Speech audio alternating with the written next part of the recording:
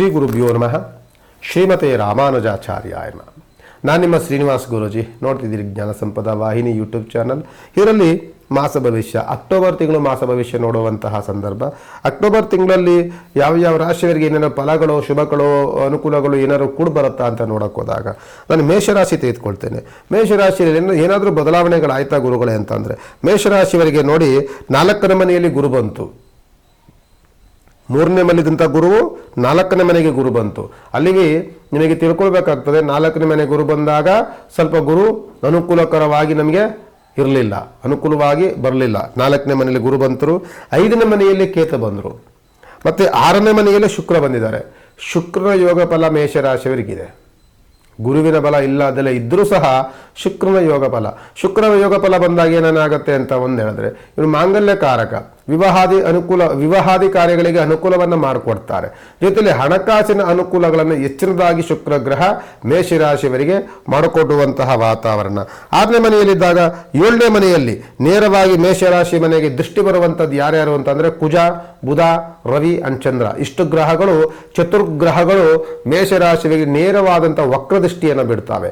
ಈ ವಕ್ರದೃಷ್ಟಿಯಿಂದ ಆಗುವಂಥದ್ದು ಮೇಷರಾಶಿ ಆರೋಗ್ಯದಲ್ಲಿ ವ್ಯತ್ಯಾಸಗಳಾಗುವಂಥ ಸಾಧ್ಯತೆಗಳು ಜಾಸ್ತಿ, ಮನಸ್ಸಿನಲ್ಲಿ ಚಿಂತನೆಗಳು ಜಾಸ್ತಿ, ಬುಧನಿ ದೋಷದಿಂದ ಆಗುವಂಥದ್ದು ಆಲೋಚನೆಗಳು ಜಾಸ್ತಿ, ಟೆನ್ಷನ್ ಜಾಸ್ತಿ, ಮಾಡುವಂಥ ಆಲೋಚನೆಗಳ ವಿಭಿನ್ನವಾದಂತಹ ಅಭಿಪ್ರಾಯಗಳು ಜಾಸ್ತಿ, ಮತ್ತು ಓದುವಂಥ ಮಕ್ಕಳಿಗೆ ತುಂಬ ಡಿಸ್ಟರ್ಬ್ ಆಗುವಂಥ ವಾತಾವರಣಗಳು ಜಾಸ್ತಿ, ಬಿಸ್ನೆಸ್ ಮಾಡುವಂಥವರಿಗೆ ಸ್ವಲ್ಪ ಲಾಭದಲ್ಲಿ ನಷ್ಟಗಳಾಗುವಂಥ ಸಾಧ್ಯತೆಗಳು ಜಾಸ್ತಿ ಮೇಷರಾಶಿಯವರಿಗೆ ಬುಧನಿಂದ ಆಗುತ್ತೆ.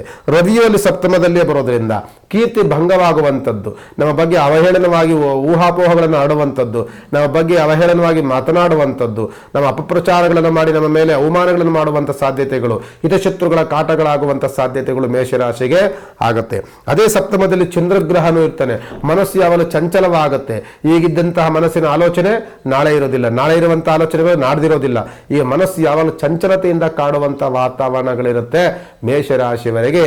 ಎಲ್ಲ ಗ್ರಹಗಳು ಒಂದೇ ಬಾರಿ ಎಲ್ಲ ಗ್ರಹಗಳು ಕ್ರೂರ ಸ್ಥಾನಕ್ಕೆ ಬರ್ತವೆ. 12ನೇ ಮನೆಯಲ್ಲಿರುವಂಥ ಶನಿ ಮತ್ತು ಎಲ್ಲ ಗ್ರಹಗಳು, ಆಲ್ಮೋಸ್ಟ್ ಗ್ರಹಗಳು ಮೇಷರಾಶಿಯವರಿಗೆ ಕ್ರೂರ ದೃಷ್ಟಿಯನ್ನು ಬಿಡ್ತವೆ. ನಾವು ಹೇಳ್ತೀವಲ್ಲ, ಹಳ್ಳಕ್ಕೆ ಬಿದ್ದಾಗ ಆಳುಗೊಂದು ಕಲ್ಲು ಹಾಕ್ಬಿಡ್ತಾರ್ರಿ ಅಂತ. ನಾವೀಗ ಮೇಷರಾಶಿಯವರು 7.5 ಶನಿ ಕಾಟದಲ್ಲಿದ್ದೀವಿ.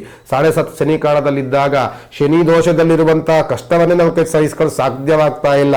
ಈ ಸಂದರ್ಭದಲ್ಲಿ ಬೇರೆ ಬೇರೆ ಗ್ರಹಗಳ ಕ್ರೂರ ದೃಷ್ಟಿ ಈ ಮೇಷರಾಶಿ ಮೇಲೆ ಪ್ರವೇಶವಾಗಿದೆ. ಶುಕ್ರ ಗ್ರಹ ಒಬ್ಬರ ಯೋಗ ಫಲದಿಂದ ನಮಗೇನು ಮಾಡಲಿಕ್ಕಾಗೋದಿಲ್ಲ. ಆ ಯೋಗ ಫಲ ಏನು ಮಾಡ್ಬೋದು, ಎಂಥ ಕಷ್ಟಗಳಿದ್ರು, ಎಂಥ ಸಮಸ್ಯೆಗಳಿದ್ದರೂ ಸ್ವಲ್ಪ ಹಣಕಾಸಿನ ಅನುಕೂಲವಾಯ್ತಲ್ಲ ಅನ್ನುವಂಥ ಒಂದು ನಿರಾಳತೆ, ಒಂದು ಸಮಾಧಾನಕರವಾದಂಥ ವಾತಾವರಣ ಮಾತ್ರ ಮೇಷರಾಶಿಯವರಿಗೆ ಸಿಗುತ್ತೆ. ಎಷ್ಟೆಷ್ಟೋ ಕಷ್ಟಗಳು ಬಂತು, ಎಷ್ಟೆಷ್ಟೋ ಸಮಸ್ಯೆಗಳು ಬಂತು, ಎಷ್ಟೆಷ್ಟೋ ನಮ್ಮನ್ನು ಶತ್ರುಗಳ ಕಾಟ ಜಾಸ್ತಿ ಆಯಿತು, ಎಷ್ಟೆಷ್ಟೋ ನಮ್ಮನ್ನು ಕಾಲಿಲಿ ಇರುವಂಥವ್ರು, ನಮ್ಮ ಅವಮಾನ ಮಾಡುವಂಥವರು, ತೊಂದರೆ ಕೊಡುವಂಥವ್ರು ಎಲ್ಲರೂ ಜಾಸ್ತಿ ಇದ್ರು.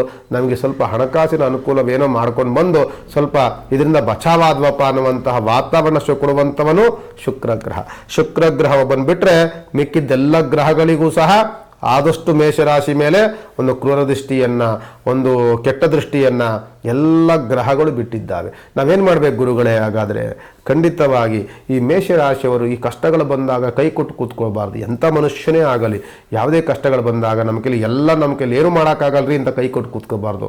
ನಮ್ಮ ಪ್ರಯತ್ನವನ್ನು ನಾವು ಸದಾಕಾಲ ನಾವು ಮಾಡ್ತಲೇ ಇರಬೇಕು. ಪ್ರತಿನಿತ್ಯವೂ ಸಹ ನಿಮ್ಮ ನಿತ್ಯ ಕೈಂಕರ್ಯಗಳೇನಿರುತ್ತೆ ಆ ಕೈಂಕರ್ಯಗಳನ್ನು ಎಡೆಬಿಡದೆ ಮಾಡ್ತಾ ಇರಬೇಕು. ಯಾವುದೋ ಸಮಸ್ಯೆಗಳು ಬಂದ್ಬಿಡ್ತು, ಕಷ್ಟ ಬಂದ್ಬಿಡ್ತು ಅಂತ ತಲೆ ಮೇಲೆ ಕೈ ಎತ್ಕೊಂಡು ಕೂತ್ಕೊಳ್ಳಬಾರ್ದು. ನಿಮ್ಮ ಪ್ರಯತ್ನ ಹೆಂಗಿರಬೇಕು ಅಂದರೆ ದೇವತಾ ಆರಾಧನೆ, ದೇವತಾ ಉಪಾಸನೆಗಳಲ್ಲಿ ಕೂಡಿರಬೇಕು, ಧರ್ಮ ನಿಷ್ಠೆಯಲ್ಲಿ ಕೂಡಿರಬೇಕು, ಮೋಸವನ್ನು ಮಾಡಬಾರ್ದು, ವಂಚನೆಯನ್ನು ಮಾಡಬಾರ್ದು, ಕಳ್ಳತನವನ್ನು ಮಾಡಬಾರ್ದು, ಸುಳ್ಳುತನವನ್ನು ಮಾಡಬಾರ್ದು, ಯಾವ್ದ್ರ ಮೇಲೆ ವ್ಯಾಮೋಹಕ್ಕೆ ಒಳಗಾಗಬಾರ್ದು. ಮೇಷರಾಶಿ ಇಷ್ಟು ದೋಷಗಳಿದೆಯಲ್ಲ, ವ್ಯಾಮೋಹಕ್ಕೆ ಒಳಗಾಗಬಾರ್ದು. ಯಾವ ವ್ಯಾಮೋಹ ಅಂತ ಅಂದರೆ ಹೆಣ್ಣು, ಹೊಣ್ಣು, ಮಣ್ಣು, ಈ 3 ವ್ಯಾಮೋಹಗಳನ್ನು ಮೊದಲು ಬಿಡಬೇಕು. ಹೆಣ್ಣು, ಮಣ್ಣು ಮತ್ತು ಹೊನ್ನು, ಇಷ್ಟು ಮೇಲೆ ವ್ಯಾಮೋಹವನ್ನು ನೀವು ಪ್ರತ್ಯಾಗವನ್ನು ಮಾಡಬೇಡಿ. ಇದ್ರ ಮೇಲೆ ಯಾವುದೇ ವಿಧವಾದಂಥ ವ್ಯಾಮೋಹಗಳನ್ನು, ಆಸೆಗಳನ್ನು, ಆಕಾಂಕ್ಷೆಗಳನ್ನು ಇಟ್ಕೊಳ್ಬೇಡಿ. ಇದನ್ನು ಆಸೆ ಪಟ್ಟು ನೀವೇನಾದರೂ ಅದರ ಮೇಲೆ ಅಕ್ರಮವನ್ನು ನೀವು ಮಾಡೋಕ್ಕೆ ಹೋದರೆ ಅದು ನಿಮ್ಮನ್ನು ದೊಡ್ಡ ಮಟ್ಟದ ಈಗಿರುವಂಥ ಕಷ್ಟಗಳೇ ಜಾಸ್ತಿ, ಅದು ನಿಮಗೆ ಪ್ರಚೋದನೆಯನ್ನು ಮಾಡುತ್ತೆ. ಇದ್ರ ಮೇಲೆ ನೀವು ಒಂದು ಯಾವುದೋ ಸ್ತ್ರೀ ವ್ಯಾಮೋಹಕ್ಕೆ ಪ್ರಚೋದನೆಯನ್ನು ಮಾಡುತ್ತೆ, ಭೂಮಿ ಮೇಲೆ ಪ್ರಚೋದನೆಯನ್ನು ಮಾಡುತ್ತೆ, ಯಾವುದೋ ಹಣ ಮತ್ತು ಹೊನ್ನು ಮತ್ತು ಚಿನ್ನ, ಬೆಳ್ಳಿ ಇದ್ರ ಮೇಲೆ ವ್ಯಾಮೋಹನ ತಂದು ಕೊಡುತ್ತೆ. ಇದ್ರ ಮೇಲಾದ್ರೂ ನೀವು ವ್ಯಾಮೋಹಕ್ಕೆ ಒಳಗಾಗಿ ಇಲ್ಲ ಸಲ್ಲದ ಏನಾದರೂ ಪ್ರಯತ್ನವನ್ನು ಮಾಡೋಕ್ಕೆ ಹೋದಾಗ ನಿಮ್ಮನ್ನು ಈಗಿರುವಂಥ ಕಷ್ಟದಲ್ಲಿದೆಯಲ್ಲ ಆ ಕಷ್ಟದಲ್ಲಿ ಮತ್ತೆ ಎದ್ದೊಳ್ಳಿಕ್ಕೆ ಸಾಧ್ಯವೇ ಆಗೋದಿಲ್ಲ. ಆ ರೀತಿಯಲ್ಲಿ ಅದು ತುಳಿದು ಬಿಡುತ್ತೆ. ಎದ್ದೊಳ್ಳಿಕ್ಕೆ 7.5 ವರ್ಷಗಳ ಕಾಲ ಬೇಕಾಗತ್ತೆ.